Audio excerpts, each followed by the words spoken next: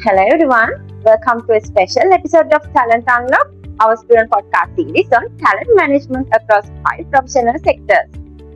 Today we have with Mr. Randeer Sir, a chemistry tutor, popular YouTuber and a doctor. Sir, thank you so much for taking time to talk to us. We are really honored and grateful. So Kehan. Okay, so moving to our first question. Can you tell us about yourself as if you are here as a chemistry tutor, YouTube and a doctor, and how you use this communication and media in your daily work? All right. First of all, thank you all for inviting me. So it starts from I am coming from humble beginnings. So I was born in Nikavaratia, part of Northwestern Province, and then entered the medical faculty in 2010 and became a doctor in around 2017. So this YouTuber thing and the tuition thing actually started around 2020. It was a coincidence because the COVID hit in 2019. So as a result of that, I actually had a less work at my hospital. So I decided to upload some videos related to chemistry on YouTube. So it was a hit after a few months. So that led to starting my career in tuition. So that's how it all started. Now, the life has become even more challenging after that because balancing my medical career and my teaching career and maybe being a YouTuber. So I also have started some science communicating stuff as well. So balancing all these things have been increasingly challenging throughout the years. So always let's say increasingly, so experience in the sense I'm really enjoying all what I'm doing.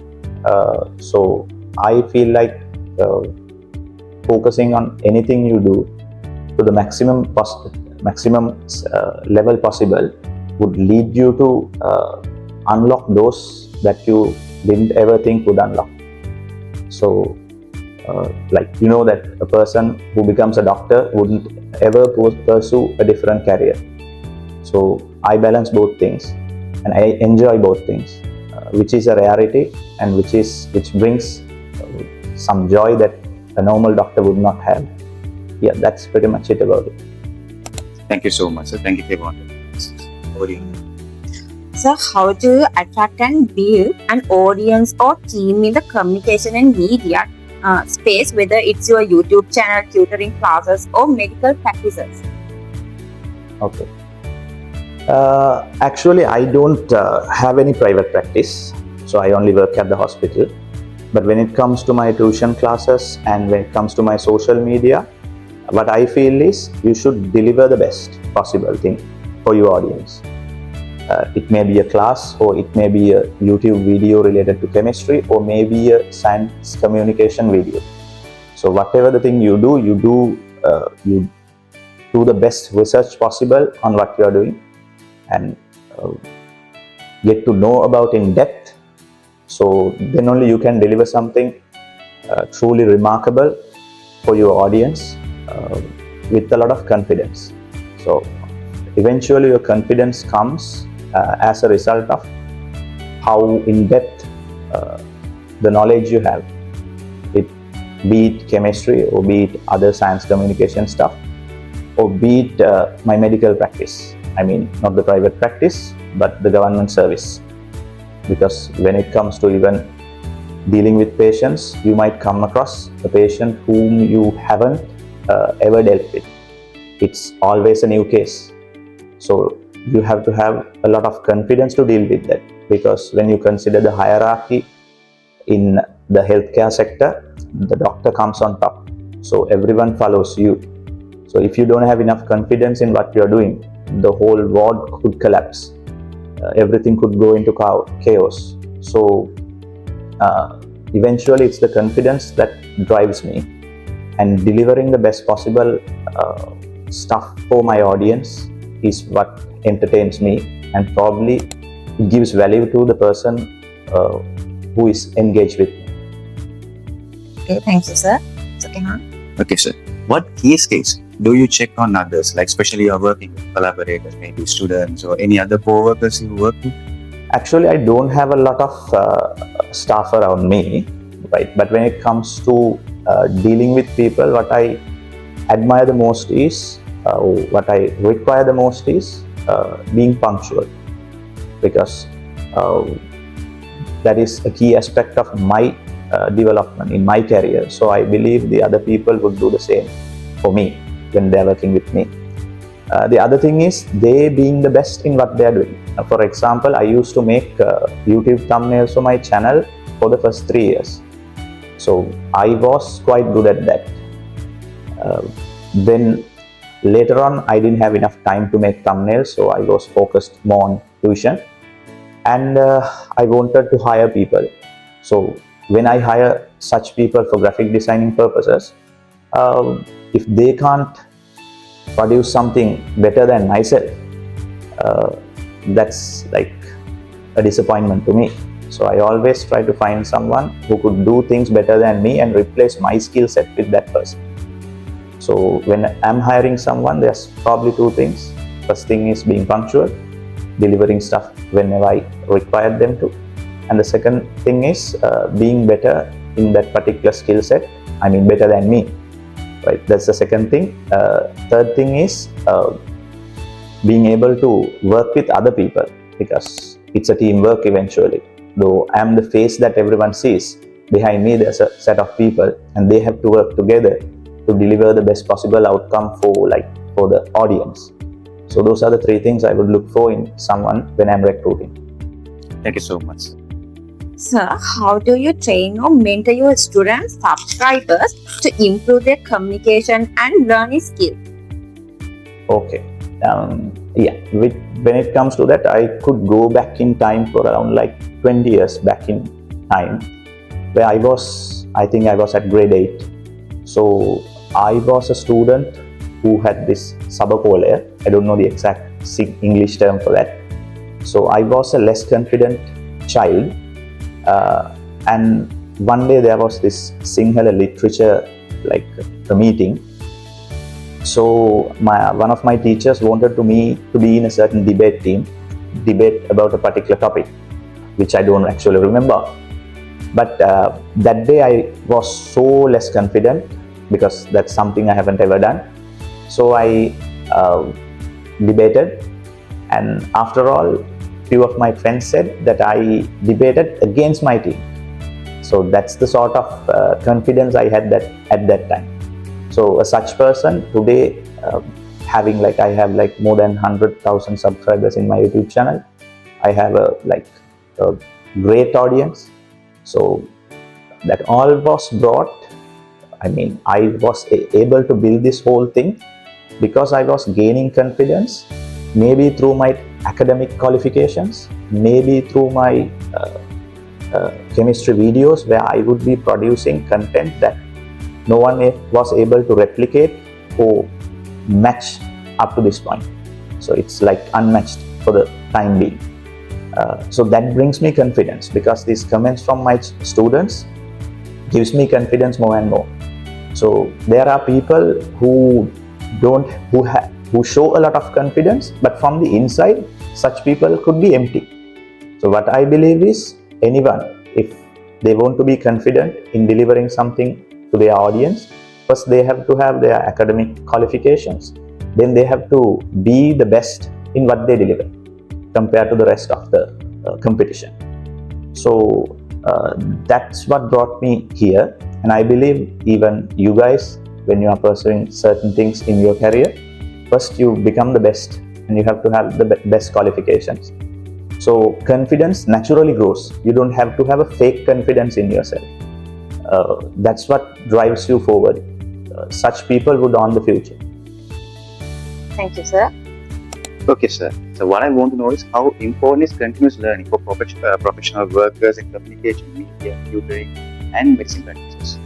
You mean communication? Yeah, when you know continuous learning for professional, just the same. Yeah. Okay. When it comes to medicine, it's much more pronounced than other fields, because now let's say what I heard from one of my lecturers when I was a medical student.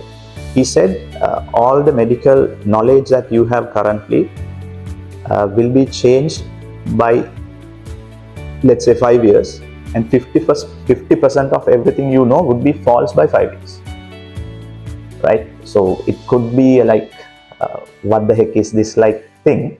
But medical knowledge changes so rapidly than any other field, almost any other fields. So that happens because the new research is being done, new drugs is being produced, and maybe new trials being done. So because of that, all the knowledge we have could rapidly change. Now, in an era of artificial intelligence, we see a lot of fields are changing so rapidly, but medicine was doing the same thing even before the AI was a thing. So continuous learning is a must when you are a doctor, because in other fields, if you don't like, let's say, you don't follow your continuous education, continuous learning, you will fall out of the pack. It will only damage your reputation. It will only like throw yourself away. But when it comes to being a doctor, if you don't follow and get updated, if you don't have the updated knowledge on the current trends in medicine, you will be putting the patient's life in danger, not only yourself. Doctor's job would be secured, but not the patient's life. So I think it's extremely important for a doctor to continuously learn and keep himself updated, because he is the person who is between the grave and the life of a patient. So that's one more important aspect. But when it comes to my teaching career, I still keep updated myself because the syllabi would change. So I have to keep myself updated. And also there are certain learning methods I would introduce to my students. Even when the competition doesn't do so, I always keep improving myself. I start creating new methods of teaching every year, so that the people who I am delivering to would receive the best possible results. Thank you so much.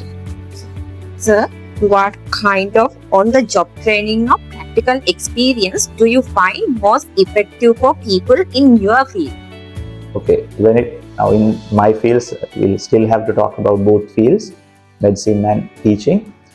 So in that, let's say, we'll first talk about medicine, where a doctor would still have to have continuous development of his career, which is actually on-the-job training.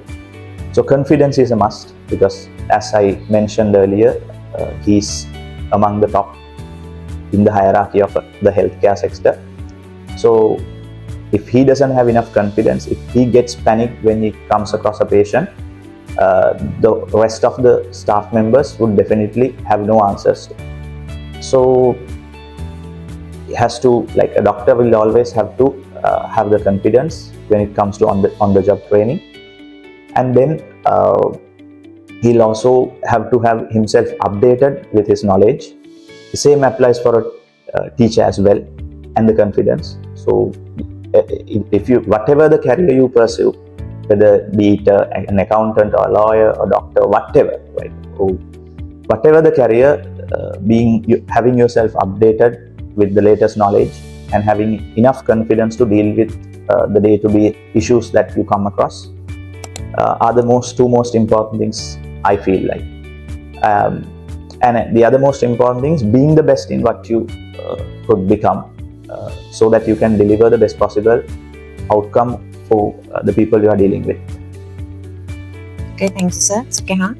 So this is like out of scope. So what motivates your students, your subscribers and team members to stay engaged with you while you're doing your work, like content, tutoring or practical for others? Yeah. So what I do is sometimes delivering science topics would be boring for the people who are subscribed to my channels. So in that case, sometimes I share my personal life with them, so it helps them and myself to be engaged in our activities. Apart from the science communication stuff that I do, because delivering chemistry always, delivering other science stuff would be boring to the audience. So what I feel like is sometimes I used to share my personal life stuff and maybe, let's say, recent developments in the world which might not be related to science. I used to do such things. And engagement in the sense, let's say, sometimes a video would go viral compared to the other videos that I have produced. So in that, during the days that the video goes viral, I might produce even more content that is out of the schedule, so that the engagement could be kept continuing. There are so many other things that I would do, but basically this summarizes it.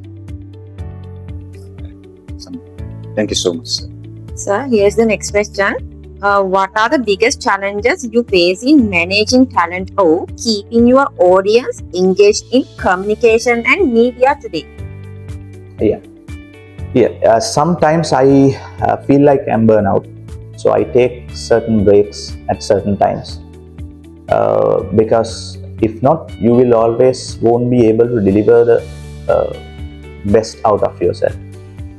So in that case, I take certain breaks, but short breaks, not lengthier ones, because if I take lengthier breaks, that could result in a bad outcome for me. So that's one of the most important things I would do. And you have to anticipate the burnout that's going to come. You can't wait until you are burnout. When you are let's say you are burnout for 50%, then you know the rest is going to come soon. So you have to take a break. That's one of the things I would do. That's it. And how do you manage your sites, tutoring site, YouTubing site, and doctor site?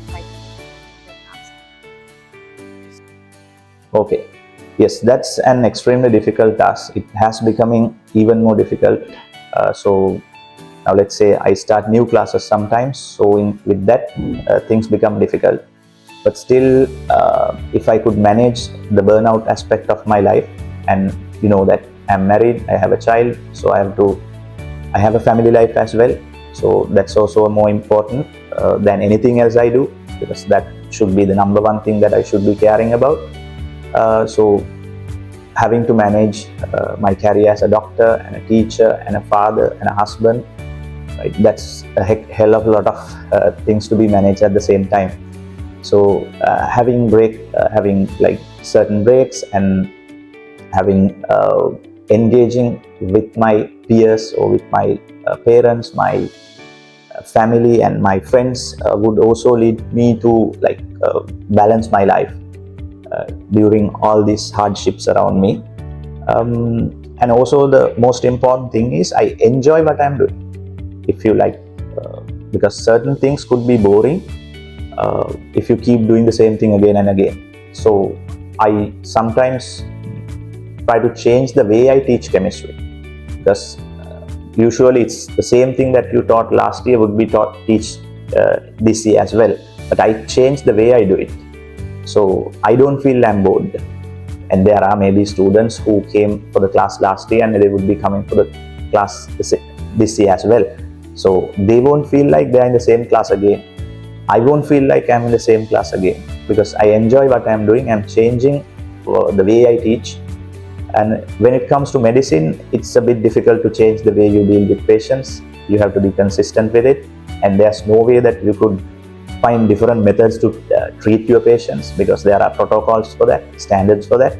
So medical life, yes, could be boring at certain times, but the life as a teacher is not quite, because you own it. You are the one who have total control over it. But as a doctor, you can't have control over it, because there are protocols that you have to follow. That's how I enjoy my life. So what trends do you see coming in talent management? When you're working with people, when you see the communication, media, tutoring and healthcare in the next few years, how would you explain that? So as a set of students like you might have to come across a lot of challenges when you are pursuing a certain career. And in the age of AI, things are becoming increasingly difficult because it's not the smartest people that would go on to win. The world will be won by the people who adapt the fastest, because in this day and age, when AI is so prominent, everyone could use AI, but the people who know how to use it properly, let's say the people who knows people who know how to prompt things, they are the people who will be able to get the maximum out of AI. So AI is one aspect that we all have to be considering, because I don't think people would be replaced by AI, but the people who don't use AI will be replaced by the people who do. So it could be really dangerous if we don't get to know how AI works. So you will be falling out of the back, right? That's one aspect. And the other thing is, the most important challenge that people would have to face is building their confidence, which is a topic that we discussed a few minutes earlier. So we have to have a better confidence, which should not be something that you fake out, but a real confidence which you gain through your experience and being the best in what you are doing, and through maybe your qualifications, right? So those are the two things. Those are the first two things I would like to mention as the challenges you have to face when you are pursuing a certain career. And the other important thing is, be the best at what you are doing.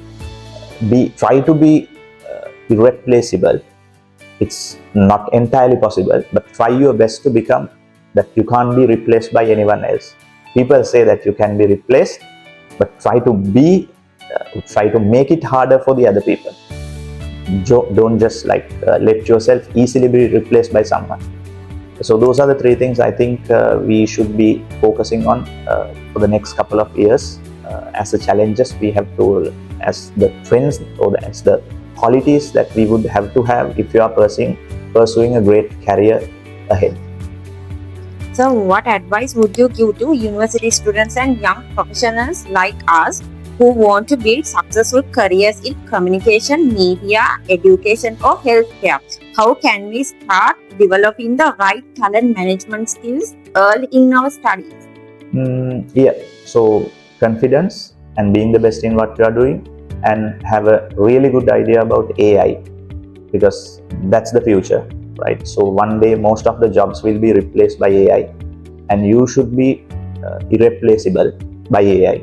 So we have to find out the paths that would help us do that. Because certain, let's say a doctor, I don't think a doctor would be replaced anytime soon, and people say that programmers will be replaced quickly.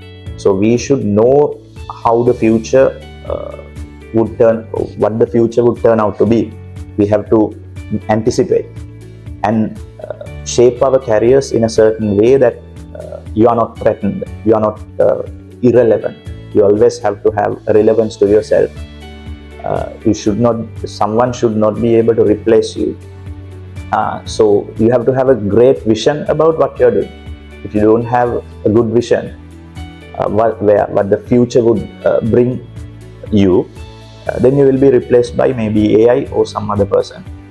Because I think the lives are becoming increasingly challenging in this day and age compared to the times that we had in our life. So you guys are so young, and you guys are going to pursue new careers, and the future is yours. So you have to be very careful when you are making decisions, and try to be the best at what you guys are doing. So that's pretty much it. Thank you, sir.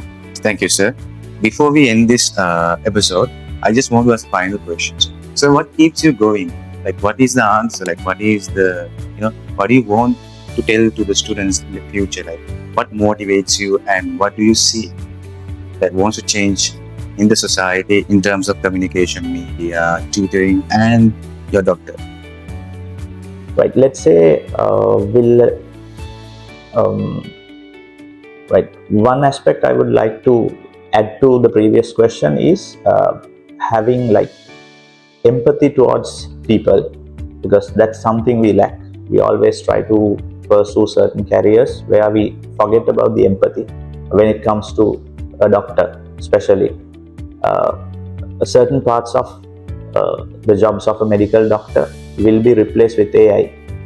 So, but still, the human aspect cannot be replaced, at least for the time being. So, in that aspect, a doctor who has an empathy towards his patients is much more important than how the AI treats, because we see people who are saying seeing a doctor's face would be enough for us than getting treatment.